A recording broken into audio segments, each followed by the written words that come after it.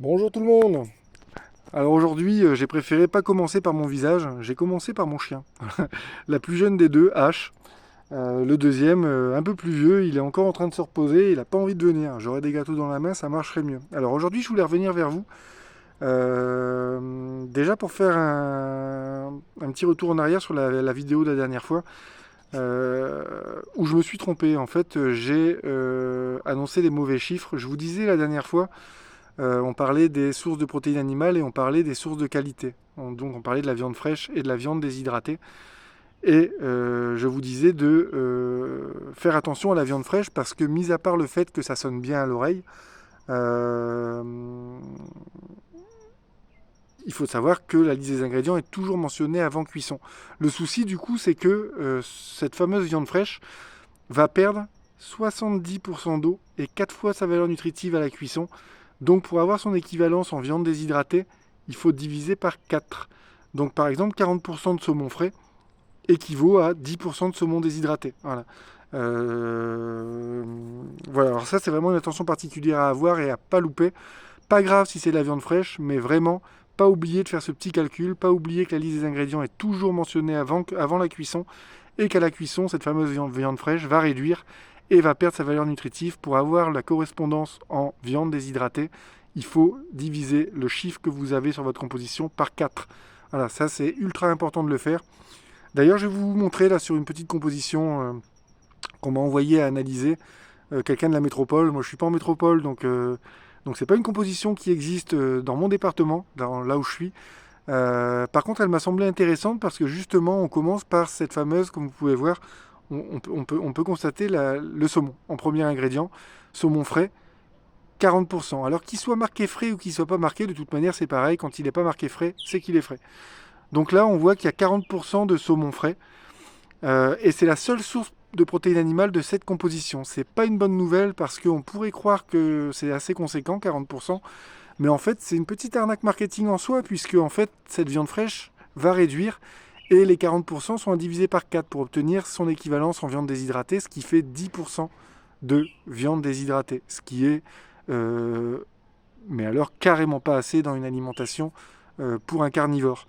Du coup, on peut voir que dans la composition, vu qu'on ne rajoute pas d'autres protéines animales, bon, ça évite de rajouter des protéines animales de mauvaise qualité. On va d'ailleurs les énumérer dans les vidéos juste après, ces fameuses protéines animales à éviter. Là, il n'y en a pas, mais par contre, du coup, pour avoir son bon quota de protéines dans le paquet, inévitablement, il faut aller chercher des protéines ailleurs. Avec 10% de saumon déshydraté, donc 40% de saumon frais, il n'y a pas assez de viande. Du coup, qu'est-ce qu'on fait? On rajoute un peu plus de pommes de terre que prévu. 25%, à savoir qu'un chien assimile 20% de glucides. Et vu qu'on est sur une recette qui présente de la pomme de terre en deuxième ingrédient, inévitablement également, mais ça on y reviendra également dans un autre post, parce que je voudrais vraiment faire ce sujet sous tous les angles. On est sur une recette dite grain-free, sans céréales. Toujours pas une bonne nouvelle de retrouver la pomme de terre, puisque, comme je vous disais dans les précédentes vidéos, le sans céréales ne veut pas dire sans glucides. Et il faut vraiment faire attention au pourcentage d'introduction de ces fameux glucides, même dans un sans céréales, surtout que parfois, et c'est le cas dans cette recette, on remplace l'amidon de céréales par de l'amidon de pomme de terre, ce qui n'a aucun intérêt puisque l'amidon de pomme de terre est encore plus dur à digérer que l'amidon des céréales même. Voilà, mais ça on y reviendra plus tard. En tout cas là, je voulais retenir votre attention sur le fait que du coup, cette fameuse composition qui pourrait prétendre à être pas mal, et en plus qui est pas si mauvaise que ça, hein, comparé à ce que certaines de nos marques les plus connues nous montrent, il y a pire en fait ailleurs. Mais il n'empêche que on peut trouver mieux que ça, puisque, ben, comme je vous disais, là, ces 40% équivalent qu'à 10% de protéines animales de qualité. Le reste, du coup, sera complété par des excès de protéines végétales. D'ailleurs, on voit, mis à part la pomme de terre à 25%, on retrouve également de la protéine de pois, etc., etc. En fait, c'est toutes des petites astuces pour venir combler le manque de protéines principales, ces fameux 40%, qui malheureusement sont sous forme de viande fraîche.